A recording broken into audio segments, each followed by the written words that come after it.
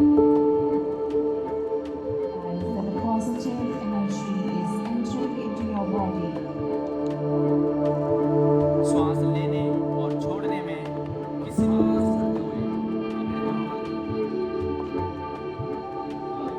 दोनों इसके ऋषि मुनियों ने, भारत के तपस्वियों ने योग विद्या के आधार पर ही अपने आप को स्वस्थ और सुरक्षित रखा। आध्यात्मिक दृष्टि से और मानसिक दृष्टि से भी योग ने उनके जीवन में बहुत बड़ा योगदान किया। जंगलों में वर्षों तक तपस्या करने के समय न समय पर भोजन उपलब्ध होता था, न और कई प्रकार की सुविधाएं उपलब्ध थी। उसके बाद भी वो स्वस्थ रहते थे और अपने ध्यान से और योग से, अपनी साधना के माध्यम से अपने आप को एक तरह से समाज के लिए श्रेष्ठ, समाज के लिए एक तरह से माप, एक तरह से वो समाज दर्शन का काम करते थे। भारत ने अति प्राचीन समय से योग का महत्व समझा था और हमारे ऋषि मुनियों ने, और अभी आधुनिक भारत में भी भारत के कई योग गुरु दुनिया के विभिन्न देशों पर जाकर के योग के बारे में लोगों को जागरण भी कर रहे हैं और योग से लोगों को जोड़ रहे हैं। और ये वास्तव में देश का सौभाग्य है कि विश्व योग दिवस के रूप में आज से ठीक 10 वर्ष पहले प्रधानमंत्री जी ने युवाओं में एक प्रस्ताव रखा, इस योग के महत्व को समझाया। मैं आपको इससे पहले ले जाना चाहता हूँ कि देश के प्रधानमंत्री जब अमेरिका ओबामा के समय गए थे और सौभाग्य से उन दिनों में नवरात्रा थी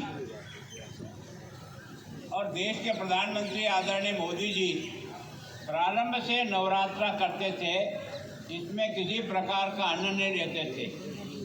केवल और केवल नींबू पानी, गर्म पानी के अलावा वो 9 दिन की अपनी तपस्या में किसी प्रकार का कोई अन्न या किसी फल का भी सेवन नहीं करते। ईश्वर योग से उन्हीं दिनों में ओबामा जी के निमंत्रण के आधार पर उनको अमेरिका जाना का सौभाग्य मिला। और अमेरिका का हमेशा एक राष्ट्रपति का रिवाज है कि वो एक बार किसी विदेश से आए हुए अतिथि के मिलने का समय देते हैं, उसके बाद उनको समय नहीं होता है। लेकिन जब अमेरिका के राष्ट्रपति को पता लगा कि मोदी जी तो कुछ खा ही नहीं रहे हैं, इतने दिन हो गए और ये बराबर उतना ही काम कर रहे हैं जितना पहले करते थे, तो उनकी स्वाभाविक इच्छा हुई कि यार मोदी जी से दोबारा मिलना पड़े, ये समझना पड़े कि ये बिना खाए बिना कुछ किए इतने दिन तक ये कैसे काम कर सकते हैं।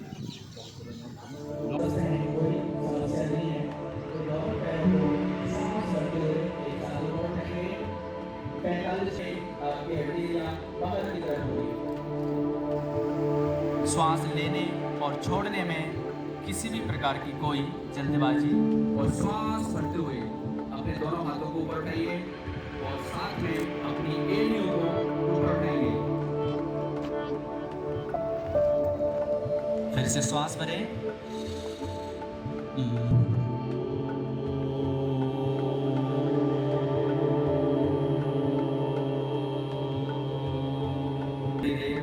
इसी अभ्यास में रुकें। आंखें किसी को बंद नहीं करनी है, आंखें खोल के रखिए।